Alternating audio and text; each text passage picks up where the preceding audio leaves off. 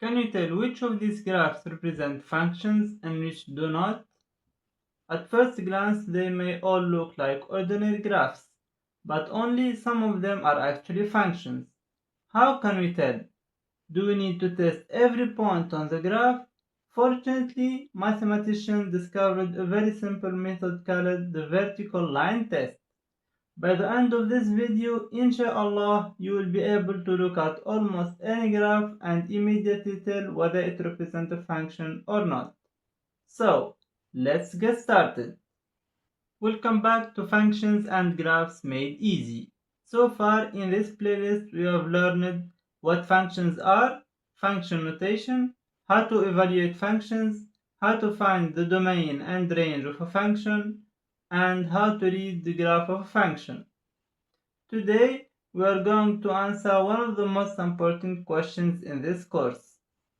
How can we determine whether a graph represents a function or not?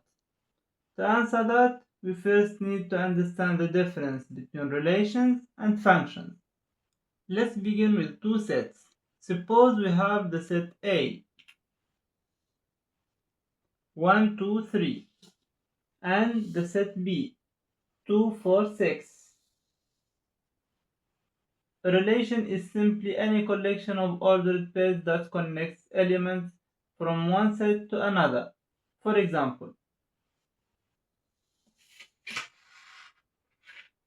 1, 2, 2, 4, 3, 6, like this. This is a relation. But relations can also look like this. 1, 2, 1, 4, 2, 6, like this.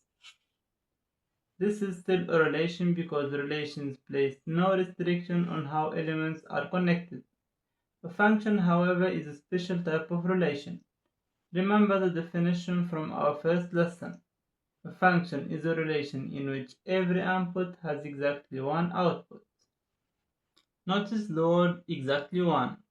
An input cannot have two different outputs. So the first relation we look at is a function, because every input appears only once.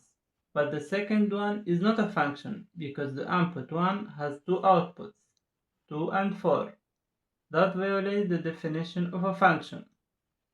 So every function is a relation, but not every relation is a function. And note here that a relation is still a function if two different inputs have the same output, like this. 1 to 4, 2 to 2, 3 to 4. This does not violate our definition of a function, like we showed in the first lesson. Now, let's connect this idea with equations.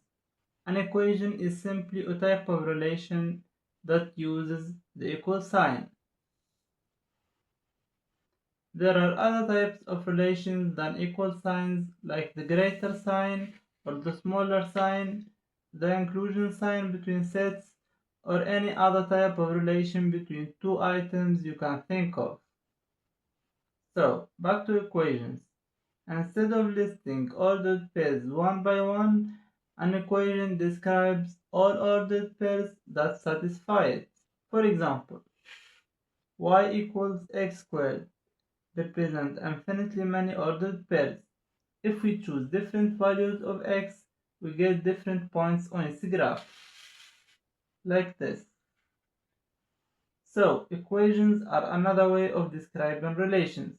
The important question is, when does an equation describe a function? Let's look at some examples.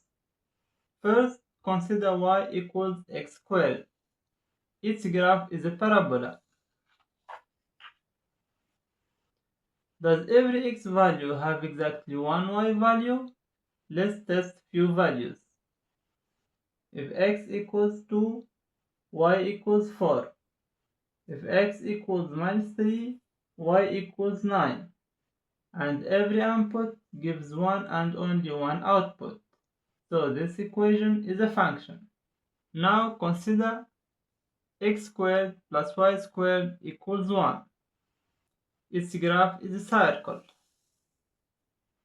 Take the x value, x equals 0. what happens? We get y squared equals 1, which means y equals 1 or y equals minus 1, like is showed in the diagram. Here is y equals 1 and here is y equals minus 1. The same input gives two different outputs. That breaks the definition of a function. So this equation is not a function. Now look at x equals y squared. Its graph is an horizontal parabola, like this. Suppose x equals 4, then y equals 2 or y equals minus 2, like it's shown in the diagram. Again, one output has two different outputs. Therefore, this equation is not a function. Now, here's a question. Imagine someone gives you a complicated graph and asks you if it's a graph of a function or not. Do you really want to check every single x value one at a time? That would take forever. Fortunately, there is a much easier method. It's called the vertical line test. Here's the idea. A vertical line represents a single x value. If that vertical line intersects the graph in more than one point, then that single input has multiple outputs. That means the graph cannot represent a function. So the rule is a graph represents a function if and only if every vertical line intersects the graph at most once. Let's test our three graphs using a ruler to check every vertical line. Look at the edge of the ruler.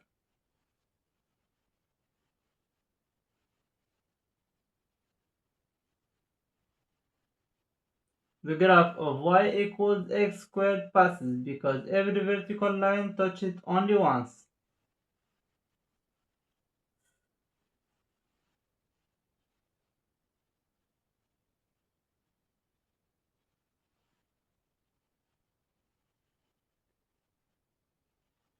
The cycle fails because many vertical lines intersect it twice.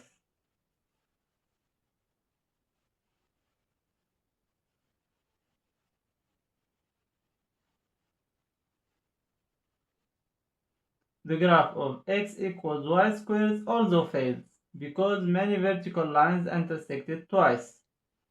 Notice something important. Horizontal lines are different.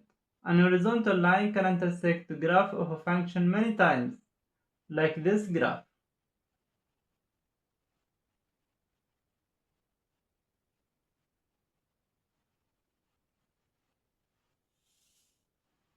That's perfectly okay.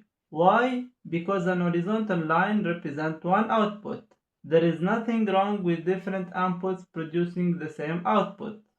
For example, in the function y equals x squared, both x equals 2 and x equals minus 2 gives y equals 4. Different inputs can share the same output. The definition only says that each input must have exactly one output, not the inverse. And also notice that not every graph can be represented by a finite closed form equation. A graph can be so complex and messy that we cannot describe it by an equation. Let's summarize what we have learned. A relation is any collection of ordered pairs. A function is a special relation where every input has exactly one output. Equations are a type of relation written using an equal sign. Some equations represent functions, others do not. To determine whether a graph represents a function, simply use the vertical line test. If any vertical line intersects the graph more than once, it is not a function. If every vertical line intersects the graph at most once, then it's a function. It's really that simple. In our next lesson, inshallah, we will study piecewise functions. These are functions that are defined by multiple expressions, allowing us to model much more complex real-world behavior. They are one of the most useful type of functions you will encounter. so you will not want to miss that lesson. If you enjoyed this video, don't forget to like the video, subscribe to the channel, and download the free PDF from the link in the description below, which contain notes and practice questions. Thank you so much for watching, and inshallah I will see you in the next lesson.